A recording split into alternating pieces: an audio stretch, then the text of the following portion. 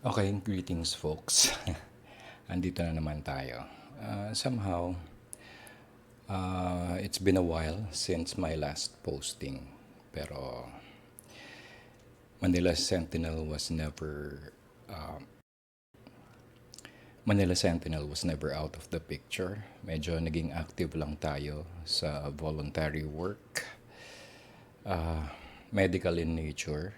So may mga outreach programs akong ginawa. So, yung filming schedule ko medyo nabago, and at the same time, mas madalang ako mag-shoot ngayon. But anyway,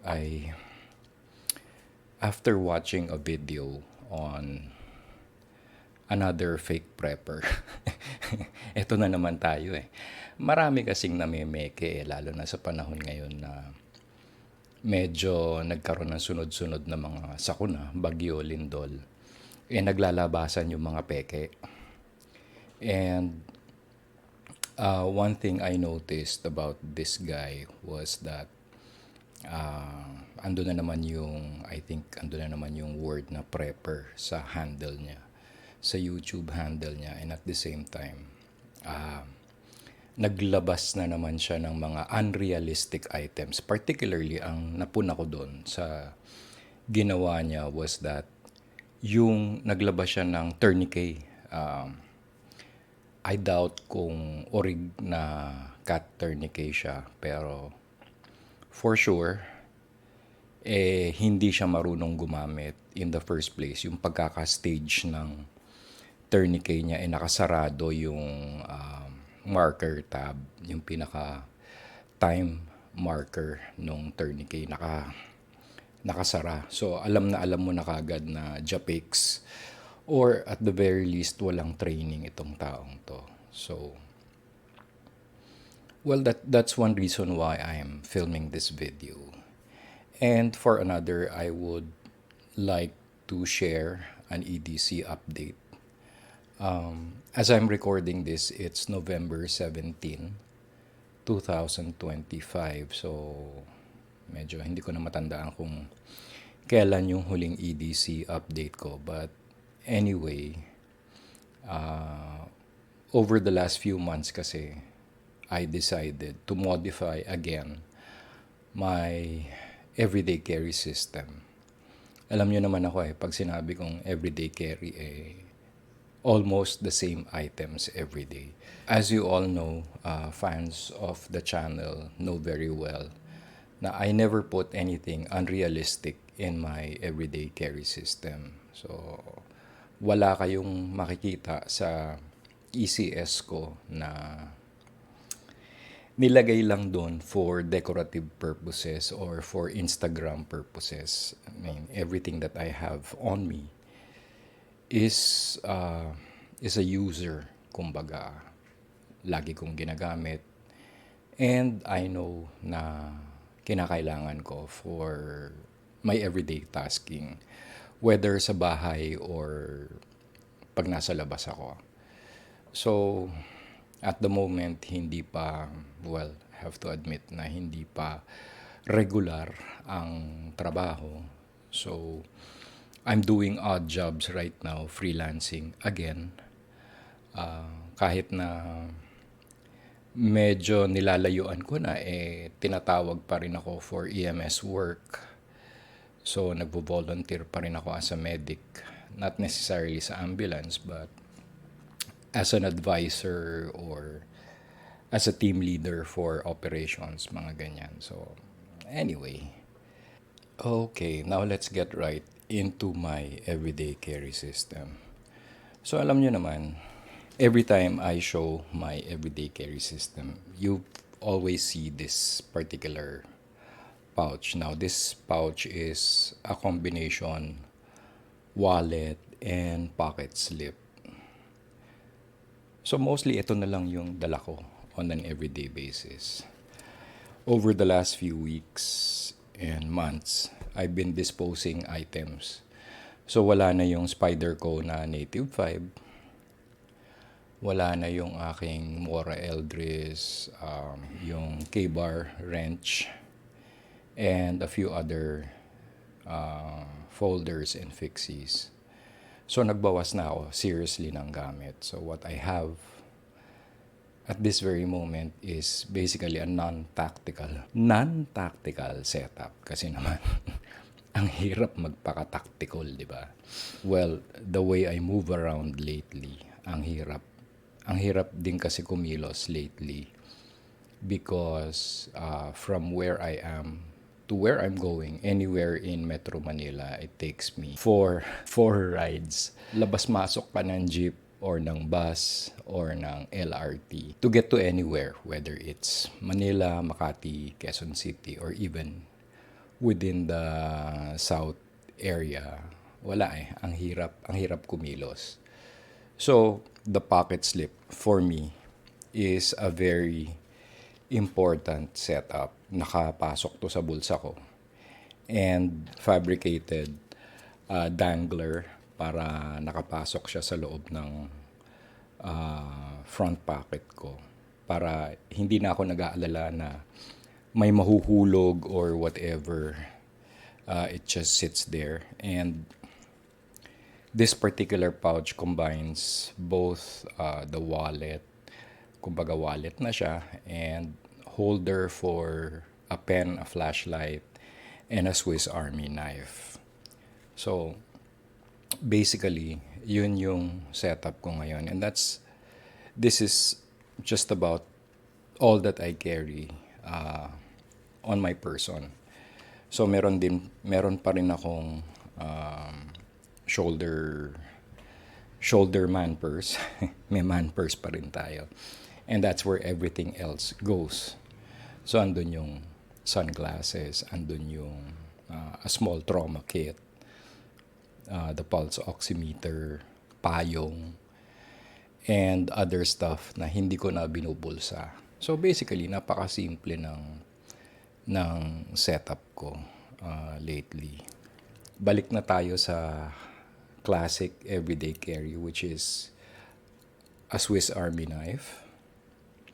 And for the flashlight, I have, nakita nyo na to before, my Jet Beam Mini 1. Now, nilagyan ko lang siya ng lanyard na may whistle. So, combination flashlight and whistle. And for my pen, I'm carrying my Papa's old Parker pen. So, binilhan ko na lang siya ng refill.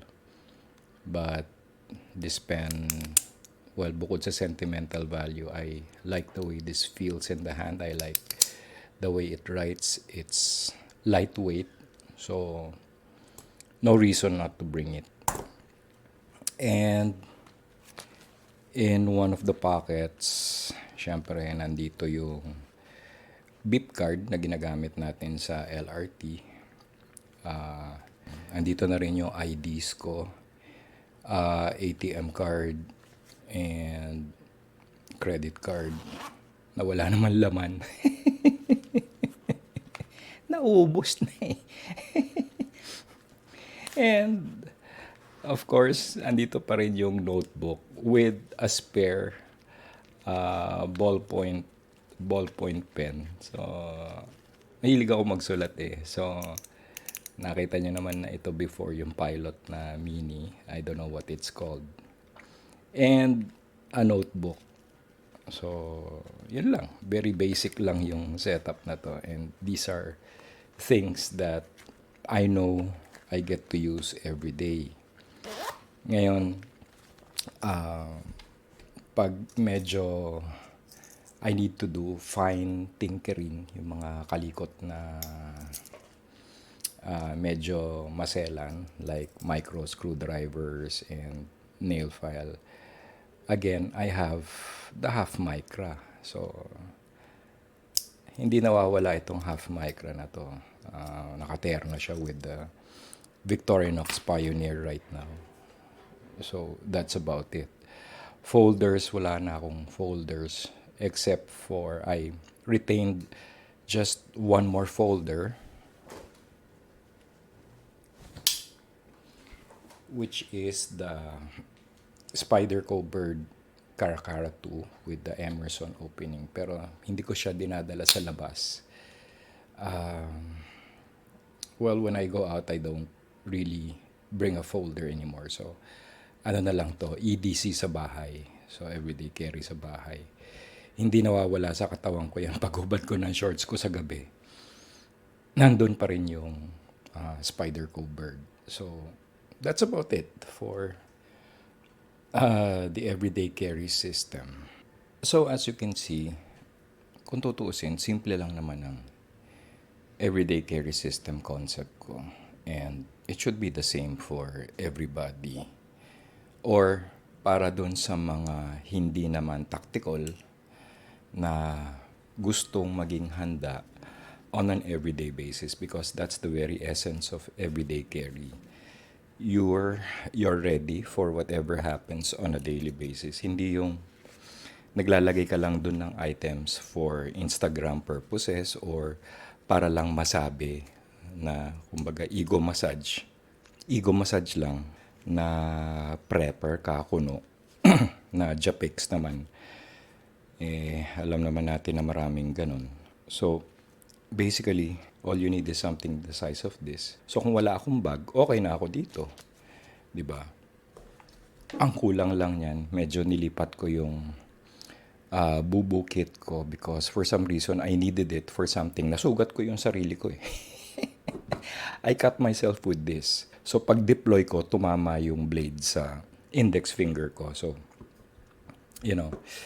it happens when you carry a knife, you're likely to cut yourself. So, ganun ang buhay.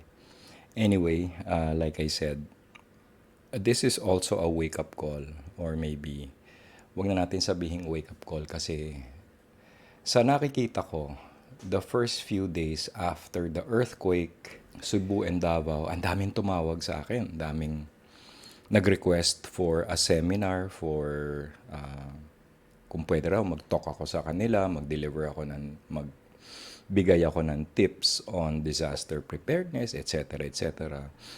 Kaya lang, ang nakakatawa nito, after na nakaschedule na, wala sila. Parang, dead ma. Fina-follow up ko, kailangan nyo pa ba ng kailan ako pupunta sa opisina nyo? Wala. So basically, ang tao, sa totoo lang, pag nangyari yung sakuna, nandyan sila. Hindi sila magkanda o gaga. Aligaga sila. Pero a few days after, pag bumalik na sa normalidad ang buhay, nakakalimutan na nila na hindi pa sila pinapanganak. Millions and millions of years ago, meron ng earthquake. And, it's wrong to say it's a natural disaster. Sabi ko nga, dahil millions of years na nangyayari na may sumasabog na bulkan, may lindol, may bagyo. Pero for as long as walang nasasalanta, walang damage to property, walang casualty, walang human casualty, then, it's just a natural phenomena. Hindi siya disaster. Nagiging disaster lang siya pag may namatay, pag may property na nasira. And that's about it, di ba? But the point is, sa napapansin ko ngayon, people are not bound to wake up anytime soon. And the danger there is yung mga kagaya natin na naghahanda, tayo ang sasakit ang ulo kasi pag nagkataon na may mangyaring malaking sakuna, these are the very same people na, let's face it, sila ang kakahoy ng mga gamit nyo. Sila magnanakaw ng mga gamit nyo. Maybe through violence or whatever. Pag walang pagkain, pag nagutom sila, baka kayo na ang ulamin. Yun ang masakit na katotohanan. This is something that people don't want to deal with. And this is the burden of those who are preparing, or in my case, readiness advocates like myself. So, masakit man aminin, pero siguro nasa 1% lang talaga yung mga naghahanda and everybody else is going to prey on you. So, mga predatorial yung mga ibang tao. Aasa lang sila sa kung sino, 'di ba? Whether it's government or non-government institutions, iniisip nila lagi may tutulong sa kanila. But that's the wrong way of preparing yourselves. And it's not their fault kasi meron nga mga agencies na namimigay ng go bag na wala namang saysay, di ba? So ang tao, ang iniisip nila, uy, may tutulong naman pala sa akin eh. Pag may nangyaring sakuna, tutulungan naman ako ng whoever, di ba? And kung sino man yung mga nandyan, syempre papogi sa kanila, uy, namigay ako ng go bag. So, people have to realize or people have to learn, they have to be taught how to be self-reliant, hindi yung dependent sa kung sino man. Yun ang malaking lesson sa lahat ng ito. And until we learn to be self-reliant, then no amount of preparations, no amount of kung sino man yung nag-o-offer ng tulong. Ilan lang ba ang rescuer natin? Ilan lang ba ang ospital natin? Ilan lang ba ang evacuation center? Lalo na pag lumindol, wala ka nang tatakbuhan dahil puro skyscraper ng Metro Manila. So, yun yung sad reality, which is why I always emphasize pag ako nagsasalita sa mga tao na kumbaga tanggapin nyo na 50-50 lang yung chance nyo na mabuhay if you live in an overpopulated or in a densely populated area. So, sorry, masakit man tanggapin, pero gawan nyo na ng paraan habang wala pang nangyayari. Kasi kapag may nangyari, wala na kayong magagawa, di ba?